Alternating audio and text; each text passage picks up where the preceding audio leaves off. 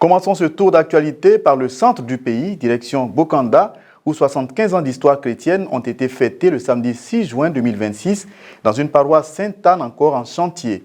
Un symbole fort d'espérance, comme vous le verrez dans ce reportage de Francis Okoué, commenté par Maria Bissier.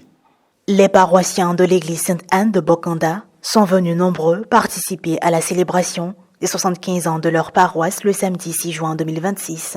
La présence remarquée des cadres et ressortissants de la région a été l'occasion de donner les raisons de la célébration de ce jubilé d'Albâtre, malgré le non-achèvement des travaux d'agrandissement de l'église. Des travaux réalisés seulement à 30%, notamment pour des raisons financières.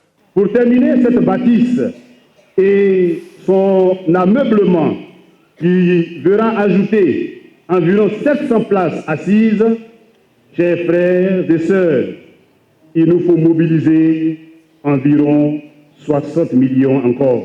Un jour de joie et d'action de grâce, mais aussi un jour en mémoire des pionniers de l'évangélisation, dont le père Jean-François Martel. Ne pas dormir sur leur laurier, mais d'aller au-delà en prenant en compte des réalités modernes de l'évangélisation, telle a été la recommandation de l'évêque de Yamoussoukro. Bokanda n'est pas un musée pour conserver le passé de Martel, de Noël Kwame, de Joseph Kwame et de François Nda. L'Église est une famille missionnaire envoyée pour annoncer Jésus-Christ au monde entier.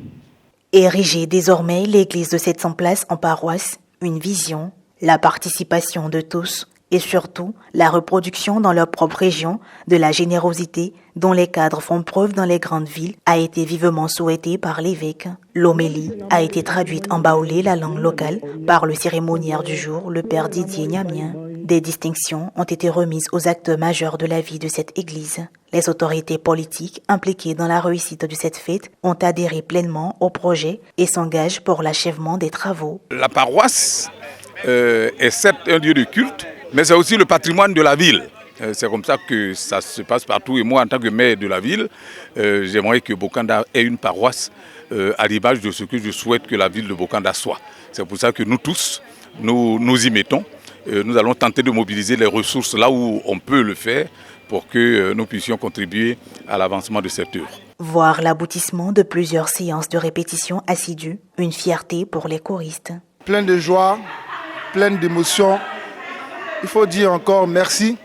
Merci à Dieu qui nous a permis de passer cette belle célébration des 75 ans qui sont en train de finir.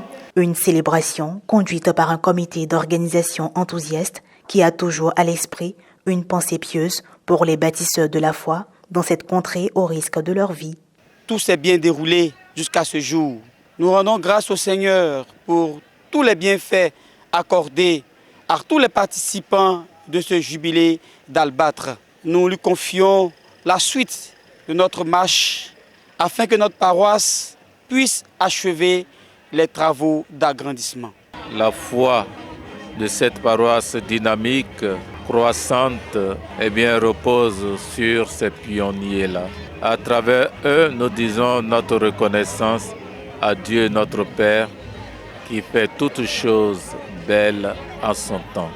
Le travail des catéchistes au quotidien dans les 58 chapelles a été salué à l'occasion de cette célébration. L'achèvement des travaux de reconstruction de la paroisse Sainte-Anne de Bokanda est la condition requise pour la célébration de la Noël en présence de l'évêque.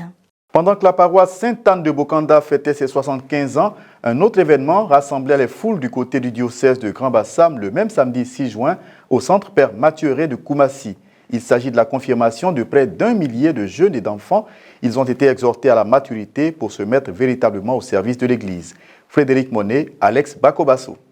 Ils étaient 980 confirmants provenant des secteurs pastoraux de Koumassi, de Port-Boué et de Jean-Folie le samedi 6 juin 2026 au centre Père Mathieu Rey de Koumassi a participé à la messe présidée par son Excellence Monseigneur Raymond Awa, évêque du diocèse de Grand-Bassam, accompagné par leurs parents. L'homélie a été dite par Monseigneur Jean Bozo Kwasi, vicaire général du diocèse de Grand-Bassam, qui a exhorté les confirmants à la maturité qui les rend capables de se mettre au service de l'Église et en mission pour elle, motivée par le Saint-Esprit reçu lors du sacrement de la confirmation. Vous comprenez que la question de la maturité, c'est une question de décision. Regardez où elle est.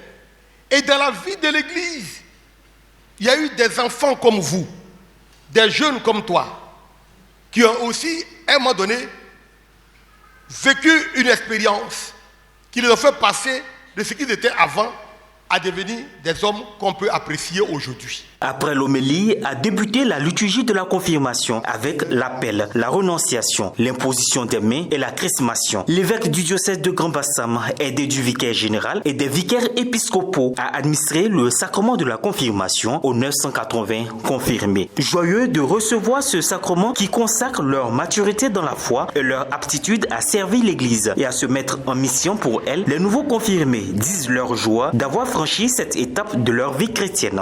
Aujourd'hui, je viens de recevoir le sacrement qui est pour moi un grand sacrement qui m'ouvre encore plus de portes pour une vie plus de foi et d'espérance dans le Christ. Et à travers l'homélie du vicaire général, j'aimerais aussi aujourd'hui prendre une très grande décision, c'est de servir mes frères et sœurs. J'étais émue de recevoir ce sacrement et à travers ce sacrement, je veux à travers moi publier, parler des fruits de Dieu, parler de l'œuvre de Dieu. À travers moi, je veux que le monde puisse connaître Dieu. On sentit une joie qu'on ne veut pas exprimer. Je sentis la prière. À travers cette homélie, je promets d'arrêter mes mauvais comportements, tout ce qui n'était pas bon. Est-il attendu des nouveaux confirmés après avoir reçu ce sacrement? C'est un long cheminement et donc les paresseux s'arrêtent en chemin. Voilà. Il dit que le chrétien mature n'est pas paresseux.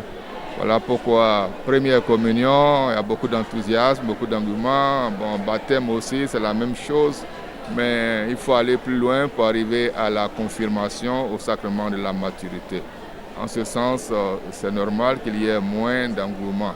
Mais ça dénote aussi l'intérêt qu'on porte à la croissance spirituelle, à la maturité spirituelle. L'évêque du diocèse de Grand Bassam et l'aumônier diocésain des jeunes du diocèse nous le précisent. Ce matin, nous avons eu plus de 900 jeunes et enfants qui ont reçu ici au centre Mathieu de Koumassi, un diocèse de Grand Bassam, le sacrement de la confirmation. Et ce sacrement qui est un sacrement de maturité, voilà, et confirme ces enfants et jeunes dans la foi, dans la suite du Christ. Et avec ce sacrement, ils sont appelés à devenir missionnaires du Christ dans leur communauté chrétienne. Chaque délégation a eu le temps d'immortaliser cette journée mémorable à travers une photo avec le prélat en fin de célébration. Des nouveaux confirmés appelés à servir l'Église au dynamisme des braves femmes de l'AFEC du diocèse de Katiola, un même esprit de disponibilité et de mission. Les femmes catholiques de ce diocèse ont pris de l'avance sur la célébration de la fête de leur sainte patronne. C'était le samedi 30 mai dernier à Niakara. Un reportage de Serge Alain Thiémon, correspondant diocésain de Katiola, commenté par Girosh Yao. Le samedi 30 mai 2026, les femmes de l'AFEC du diocèse de Katiola se sont retrouvées à la paroisse Saint-Joseph de Niakara pour célébrer par anticipation leur sainte patronne, Notre-Dame de la Visitation. Après l'accueil et l'installation des délégations, la méditation du chapelet a ouvert la cérémonie suivie d'un temps d'animation. Ensuite, un enseignement a été dispensé par le père Abel Koulibaly, vicaire à la paroisse Saint-Joseph de Niakara, sur le thème « Notre-Dame de la Visitation, modèle des femmes disponibles pour l'Église et pour les autres ». Essayer de faire sortir quelques aspects de la vie de la Vierge Marie qui pourraient effectivement inspirer les femmes, notamment la promptitude de la Vierge Marie à la charité. Elle s'est rendue en hâte de façon empressée chez sa cousine Elisabeth quand elle a appris qu'elle était enceinte. Ensuite, nous voyons qu'elle a su se départir de ses activités personnelles pour accorder la priorité aux autres. Elle a eu le sens du sacrifice qui était un aspect que nous avons abordé, avoir le sens du sacrifice. Mais également, nous avons parlé de la disponibilité qui suppose que nous avons de l'amour dans le cœur. Et pour cet amour et cette envie de la charité, nous savons nous rendre disponibles pour aider les autres.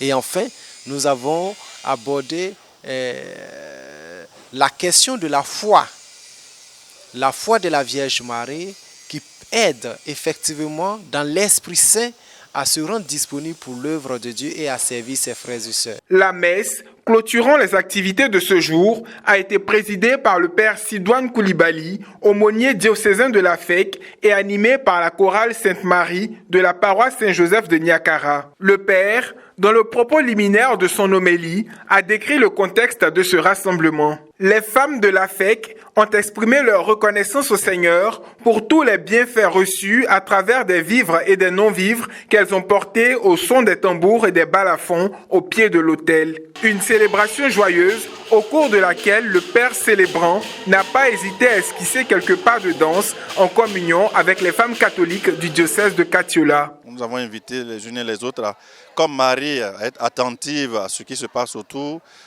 des personnes qui ont besoin de secours, qui ont besoin d'aide.